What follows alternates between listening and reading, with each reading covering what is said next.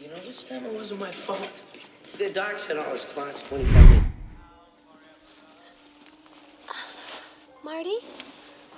Why are you so nervous? Back to the Future is one of the classic science fiction films, loved by millions of viewers thanks to its creative storyline, engaging characters, and unexpected twists.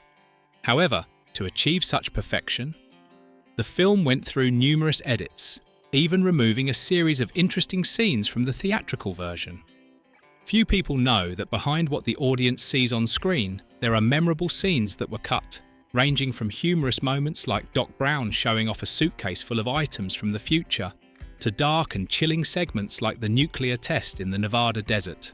These forgotten details not only shed more light on the world of the film, but also reflect the meticulousness and bold decisions of the production team. Let's explore the untold secrets behind the journey of creating this timeless masterpiece. Among the details cut from Back to the Future, 1985, one seemingly trivial moment, George McFly being pressured into buying a crate of Sophie May peanut brittle, turned out to be one of the most revealing scenes, exposing the full extent of the weak nature of the man who would later become Marty's father. The scene takes place in the modest McFly household before Marty accidentally travels back to 1955. A neighborhood kid, accompanied by their father, knocks on the McFly's door to sell Sophie May peanut brittle as part of a school fundraiser. George, being overly shy and excessively polite, tries but fails to refuse. When the father begins to show annoyance, George panics and eventually agrees, only to be pressured into buying an entire crate of candy. The way the scene was shot is very simple. A static camera angle and soft daylight streaming through the window, creating an atmosphere of normalcy that feels uncomfortably awkward. Yet, it is within this normalcy that George's spinelessness becomes crystal clear. He cannot say no, even in the most minor situations. Thanks to this scene, viewers would better understand why George became an easy target for Biff Tannen's bullying throughout his life, from high school to adulthood. The peanut brittle scene is a poignant glimpse into George's deeply ingrained weakness, while also highlighting Marty's profound disappointment in his father. Interestingly, although this scene did not make it into the final cut of the film, a small detail remains. In the family dinner scene at the start of the movie, if you look closely, you can spot a box of Sophie May peanut brittle tucked behind George on the kitchen counter. It sits there, silently, as a testament to the weakness George could never escape, a subtle reminder of the cut scene. According to director Robert Zemeckis and screenwriter Bob Gale, the decision to cut the scene was purely practical. Zemeckis explained, "If the audience saw George being pressured into buying a crate of candy right at the beginning, they'd think he was too pathetic to empathize with." Bob Gale added, "We wanted the audience to gradually discover George's weaknesses through other situations, like how Biff bullies him. That approach would make George's transformation feel more impactful and emotional." Zemeckis concluded, "George's journey is an upward one, and we didn't want the audience to give up on him too early." Additionally, the scene slowed down the film's opening, which needed to be lively and humorous to engage the audience. Although the peanut brittle scene didn't appear in the final cut, it left a lasting mark on George's character development. A man once overshadowed, but who ultimately found the strength to take charge of his life. One of the most surprising and intriguing deleted scenes from Back to the Future, 1985, is the moment when Marty discovers his mother, Lorraine, cheating on a test in her 1955 classroom. According to the original script, Marty accidentally looks through the classroom window and sees Lorraine, whom he had always thought of as his young, innocent and virtuous mother, sneaking a glance at her classmates' paper and quickly copying the answers. It's a small yet significant moment when Marty's image of his flawless mother begins to crumble. He realizes that, like himself, she also had flaws and wasn't always honest. This scene not only made Lorraine feel more relatable and realistic, but also added a deeper layer of meaning to the film. The disillusionment that comes when children realize their parents aren't as perfect as they once believed. It's a subtle detail that reinforces the film's central theme, looking back at the past to better understand the present. However, during the test screenings, the investors decided to remove this scene. They were concerned that if the audience saw Lorraine cheating, her sweet and innocent image, which was central to many humorous and emotional moments, would be negatively affected. They argued, "We want the audience to love Lorraine right away. If she's shown cheating, it will create an uncomfortable feeling and make the relationship between Lorraine and Marty seem awkward rather than funny." Although the scene was cut, the cheating scene remains a fascinating detail that highlights the humanity of the story. It raises the question, if the scene had been kept, would Marty have viewed his mother and the past differently? A little-known deleted scene from Back to the Future, 1985, is the moment when George McFly nearly misses the Enchantment Under the Sea dance, the event that changes his destiny, due to a small but symbolic mishap, getting stuck in a phone booth. According to the original script, on his way to the dance, George stops to use a phone booth to ask for directions. However, the door suddenly jams, leaving him in a state of panic as he desperately bangs on the glass. The music from the dance echoes faintly in the distance, blending with the metallic clanging of the stuck door, creating a moment that is both humorous and deeply symbolic. A man who has spent his entire life trapped by fear now finds himself literally confined within a small, claustrophobic glass box, a physical manifestation of his emotional imprisonment. This scene was designed to add tension leading up to the climax. The audience would have been both amused and worried, all while Doc Brown's countdown clock continued ticking. However, director Robert Zemeckis decided to remove the scene after realizing, "This moment, while interesting, slows the pacing just before one of the film's most emotional sequences, when George punches Biff and changes his life." Cutting this scene helped the film flow more smoothly and kept the energy focused on the climax. As a result, the phone booth mishap was cut, and George proceeds directly to the dance, at the right time, in the right place, ready to transform his life. Although it didn't appear in the final version, the phone booth scene remains an intriguing detail that sparks curiosity among fans. If it had been kept, the scene might have shed more light on another side of George, a man not only battling bullies but also grappling with his own fears and insecurities. A little-known deleted scene from Back to the Future, 1985, features George McFly nearly missing the Enchantment Under the Sea dance, the event that changes his destiny, due to a small but symbolic mishap, getting stuck in a phone booth. In the original script, on his way to the dance, George stops to use a phone booth to ask for directions. However, the booth's door suddenly jams, leaving him in a panic as he helplessly bangs on the glass. The distant sound of music from the dance blends with the metallic clanging of the stuck door, creating a moment that is both humorous and deeply symbolic. A man who had spent his entire life trapped in fear is now literally confined in a small, claustrophobic glass box, a perfect metaphor for his emotional imprisonment. This scene was designed to heighten the tension leading up to the climax. The audience would have been both amused and anxious as Doc Brown's clock continued ticking down. However, director Robert Zemeckis ultimately decided to cut the scene, explaining, "This moment, while interesting, slows the pacing just before one of the most emotional sequences, when George punches Biff and changes his life." Cutting this scene allowed the film to flow more smoothly and kept the energy focused on the climax. As a result, the phone booth mishap was removed, and George arrives directly at the dance, at the right time, in the right place, as a man ready to transform his life. Although it didn't appear in the final version, the phone booth scene remains an intriguing detail that sparks curiosity among fans. If it had been included, the scene might have added more depth to George's character, a man not only confronting bullies, but also battling his own fears and insecurities.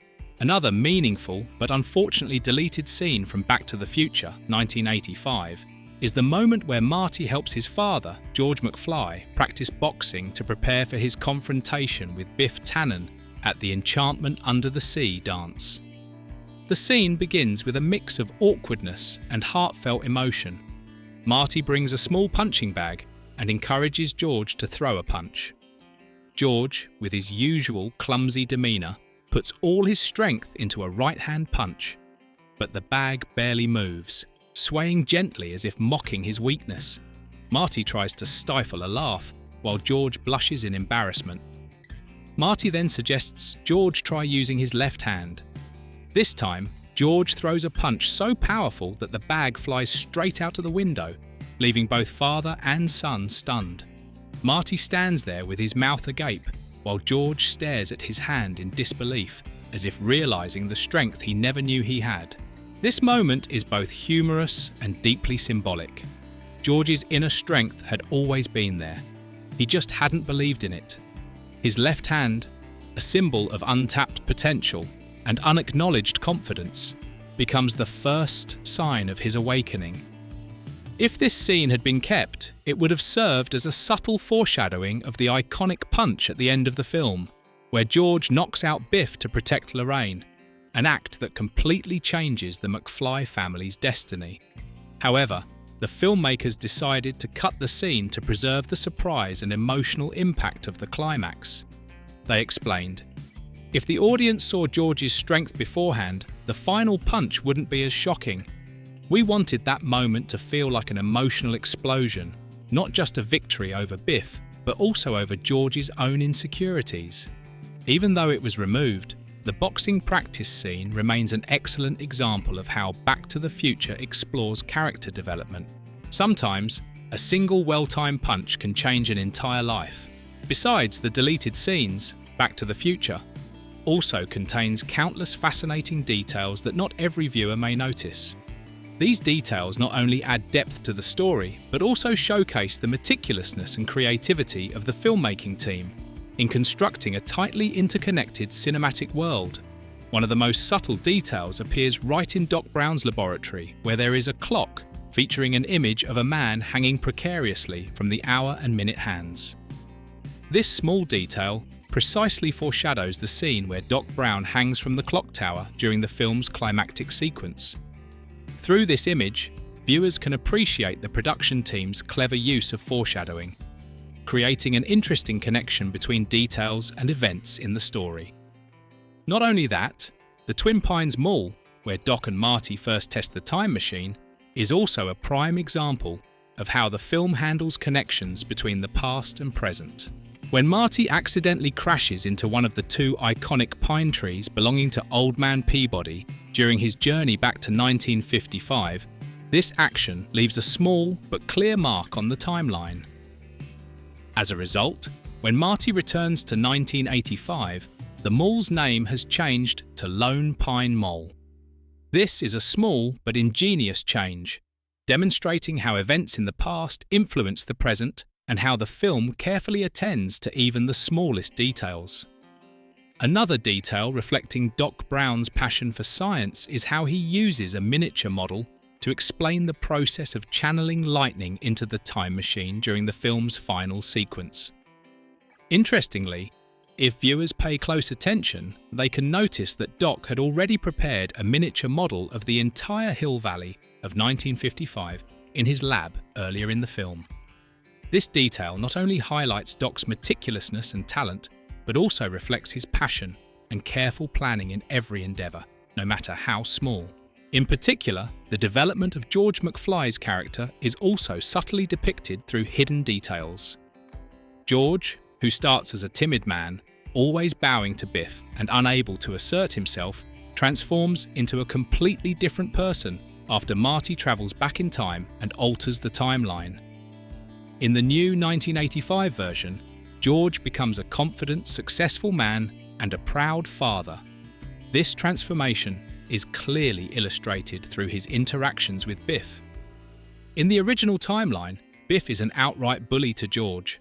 However, after the timeline changes, Biff becomes a submissive employee, even helping the McFly family wash their car. This contrast not only brings laughter to the audience, but also emphasizes the profound message about how small changes in the past can have significant impacts on the future. Lastly, the iconic appearance of the time machine, the DeLorean, cannot go unmentioned. Doc Brown chose the DeLorean not only because it was a trendy sports car at the time, but also because its futuristic design resembled a spaceship, perfectly fitting the concept of a time machine from the future. However, what's even more interesting is that in the original script, the time machine was not a car, but a refrigerator. While this idea was initially bold, the filmmakers worried that children might imitate it and get trapped inside refrigerators, leading to dangerous accidents. Thus, they changed the concept and chose the DeLorean. This was a brilliant decision, as the car not only became a symbol of the film's creativity, but also a cultural icon of the science fiction genre. These hidden details not only make the film more enjoyable with every rewatch, but also demonstrate the painstaking effort and talent of the production team. Thanks to these small but meaningful details, Back to the Future is not just an engaging time travel story, but also a cinematic masterpiece that stands the test of time. Not just on screen, the behind the scenes of Back to the Future is filled with countless fascinating and unexpected stories that captivate any fan. One of the most famous stories is that Michael J. Fox was not the first choice for the role of Marty McFly. Initially, the role was given to Eric Stoltz, a talented actor, but one who lacked the humor and flexibility needed. After 6 weeks of filming, the production team realized that Stoltz did not fit the spirit of the film. Ultimately, they chose Michael J. Fox, who was busy at the time working on the sitcom Family Ties. This made Fox's schedule extremely grueling. He filmed the sitcom during the day and Back to the Future at night, sleeping only a few hours each day. However, Fox's dedication paid off as he breathed life into the character of Marty McFly with perfect charm, humor, and energy. Another interesting behind-the-scenes story involves President Ronald Reagan. In the film, when Doc Brown hears that Ronald Reagan is the President of the United States in 1985, he laughs and sarcastically asks, "The President? An actor? Then who's Vice President? Jerry Lewis?" When Reagan watched the film at the White House, not only did he not feel insulted, but he enjoyed it so much that he asked for the scene to be replayed. Later, Reagan even quoted the film's famous line, "Where we're going, we don't need roads," in a 1986 speech. This story is a testament to the powerful influence of Back to the Future, not just in entertainment, but also in popular culture and politics. Another notable event was Crispin Glover, who played George McFly, not returning for the second installment of the film. Disputes over salary and the character's direction led Glover to refuse to reprise his role. To replace him, the production team used old footage and a stand-in actor wearing a mask resembling Glover's face. This action angered Glover, and he sued the filmmakers for using his likeness without permission. The lawsuit ended in Glover's favor, setting an important precedent in Hollywood regarding image copyright, forcing producers to be more cautious when using an actor's likeness in the future. Another fun detail from behind the scenes is the cameo by Huey Lewis, the creator of the song The Power of Love, the film's main theme. Huey Lewis appeared as the teacher judging the band auditions in Marty's school. In this scene, the teacher, played by Huey Lewis, interrupts Marty's band and says, "I'm sorry, but you're just too darn loud." This was a clever self-referential joke, as the song The Power of Love, written by Huey Lewis himself, is one of the film's most iconic tracks. Behind-the-scenes accounts also highlight bold creativity in visual effects, particularly the way the team created the fiery trails left behind when the DeLorean travelled through time. Since CGI was not yet advanced, the production team soaked strips of fabric in gasoline and set them on fire on set, creating the brilliant flame trails on the ground. This technique was dangerous, as even a small mistake could have caused a serious accident. Nevertheless, the skill and bravery of the production team resulted in one of the film's most iconic images: the DeLorean disappearing in a flash of light, leaving behind two perfect trails of fire. Additionally, the original script for Back to the Future went through many major changes before becoming the final version. Initially, the time machine was not a DeLorean, but a refrigerator. In the original concept, Marty would climb into a refrigerator and use energy from a nuclear test to travel back to the past. However, the filmmakers decided to change this idea out of concern that children might imitate it and accidentally cause harm. Replacing the refrigerator with the DeLorean not only made the film safer, but also created an irreplaceable cultural icon closely associated with the image of Back to the Future. These behind-the-scenes stories not only provide a deeper look into the production process, but also showcase the extraordinary dedication and creativity of the filmmaking team. From changing the lead actor and redesigning the time machine to meticulously refining technical details, all these efforts contributed to creating a timeless classic. The success of Back to the Future stems not only from its unique concept, but also from the tireless work behind the scenes, proving that a true masterpiece is born from passion and boundless creativity. Thank you for watching the video. If you love Back to the Future or found these behind-the-scenes stories fascinating, don't forget to hit like, subscribe, and turn on the notification bell so you won't miss any of our upcoming exciting videos. Feel free to leave a comment below to share your thoughts or any other interesting details you know about the movie. For now, goodbye and see you in the next video, where we'll continue exploring the secrets behind classic cinematic masterpieces. Have an amazing day.